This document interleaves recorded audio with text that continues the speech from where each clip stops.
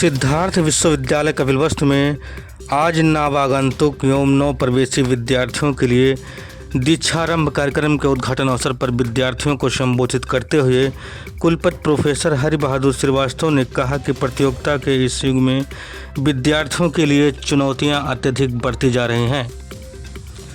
बहुत आवश्यक है कि अपने आप को इन चुनौतियों से सामना करने तथा समाधान करने के लिए सक्षम बनाना होगा।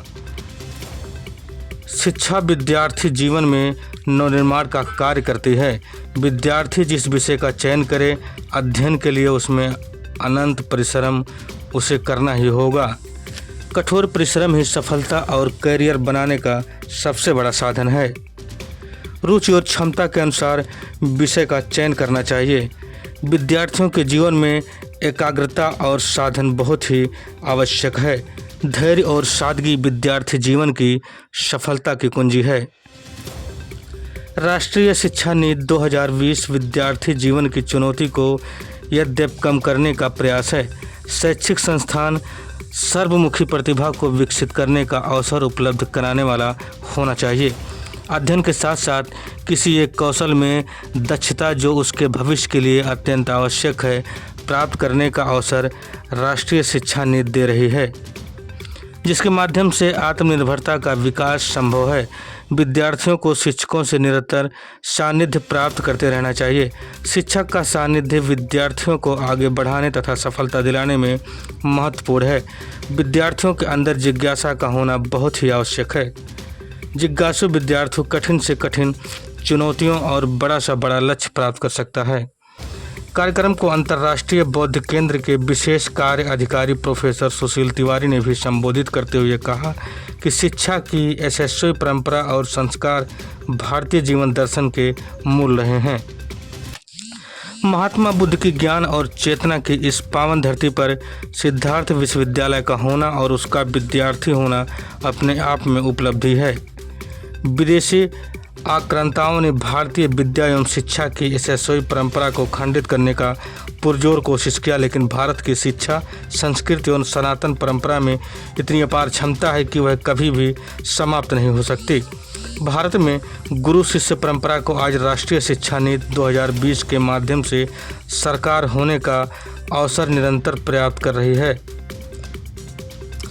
विद्यार्थी जीवन में जिम्मेदारी और जवाबदेही दोनों बहुत आवश्यक है। भारत की ही परंपरा में पिता अपेक्षा करता है कि पुत्र उससे आगे निकल जाए। गुरु यह अपेक्षा करता है कि उसका शिष्य उससे भी आगे उपलब्धि प्राप्त करे। विद्यार्थी के मन में हमेशा प्रश्न पैदा करना शिक्षक का मूल उद्देश्य होना चाहिए। सफलता के लिए निरंतर अध्ययन महत्वपूर्ण है। जीवन में असफलता ही सफलता का मार्ग प्रशस्त करती है। भारतीय संस्कृति में सभी पंथों संप्रदायों को समाहित कर उन्हें एकाकार करने की क्षमता निहित है। कार्यक्रम को अधिष्ठाता छात्र कल्याण प्रोफेसर हरीश कुमार शर्मा ने संबोधित करते हुए कहा कि विद्यार्थियों के बहुमुखी व्यक्तित्व विकास का अधिकतम अवसर उच्च शिक्षण संस्थानों में उपलब्ध है। प्रत्येक विद्यार्थी की चिंता शिक्षक का मुख्य उद्देश्य होना चाहिए। इसमें तीव्र बुद्धि वाले और कमजोर विद्यार्थियों को दोनों की ओर ध्यान देना चाहिए। विद्यार्थियों के सपने को साकार करने में सिद्धार्थ विश्वविद्यालय ईमानदारी के साथ निरंतर प्रयास कर रहा है। आज के वैश्विक भारत में डिग्री प्राप्त करने मात्र से जीवन की सफलता का मार्ग प्रशस्त नहीं होगा, बल्कि उसकी योग्यता और कौशल के साथ विद्यार्जन करना चाहिए। तभी वह आज के इस वैश्विक युग में अपने आप को सफलता के मार्ग पर अग्रसर कर सकता है। विद्यार्थी जीवन में समस्याएं और चुनौतियां आती रहती हैं। विद्यार्थी का धर्म ही है कि इन चुनौतियों को भेद कर सफलता का मार्ग बनाए। लक्ष्य निर्धारित होना चाहिए। दृढ़ इच्छा शक्ति और लगन से कठिन लक्ष्य भी प्राप्त करने की क्षमता विद्यार्थी में विद्यमान है। जरूरत है ईमानदारी के साथ प्रयास करने की। अनुशासन ध्यान योग विद्यार्थी जीवन में बहुत महत्वपूर्ण हिस्सा है। कार्यक्रम को दीनदयाल शोधपीठ की चेयर डॉक्टर मंजू द्विवेदी ने संबोधित करते हुए कहा कि प्रारंभिक शिक्षा से लेकर उच्च शिक्षा तक की यात्रा में विद्यार्थी के जीवन में कई पड़ाव आते हैं। बच्चे की प्रारंभिक शिक्षा का सबसे बड़ी पाठशाला उसका परिवार और घर का आंगन है। व्यक्ति के जीवन में भारतीय परंपरा में 16 संस्कारों का अधिक महत्व है। दीक्षा आरंभ का संस्कार विद्यार्थी के शैक्षिक जीवन में विशेष महत्व रखता है। आज के चुनौतीपूर्ण परिवेश में दीक्षा और शिक्षा कैसे ग्रहण किया जाए, यह गंभीर प्रश्न है। सचेत मस्तिष्क के माध्यम से व्यक्तित्व के आवश्यक विकास और मूल्य को प्राप्त किया जा सकता है। कार्यक्रम में स्वागत भाषण डॉक्टर नीता यादव तथा धन्यवाद ज्ञापन डॉक्टर सच्चिदानंद चौबे ने किया।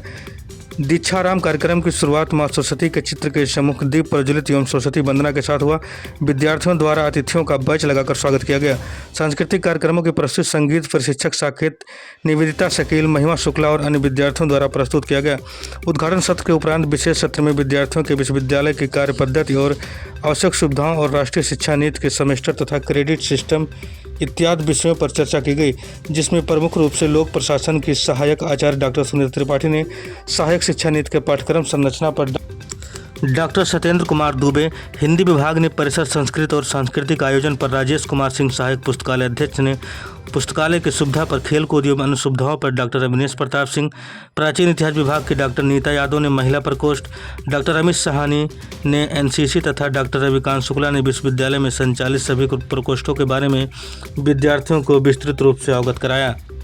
कार्यक्रम के अंत में सभी बिंदुओं पर क्रमशः अधिष्ठाता कला संकाय प्रोफेसर हरीश कुमार ने अपने विचार रखे।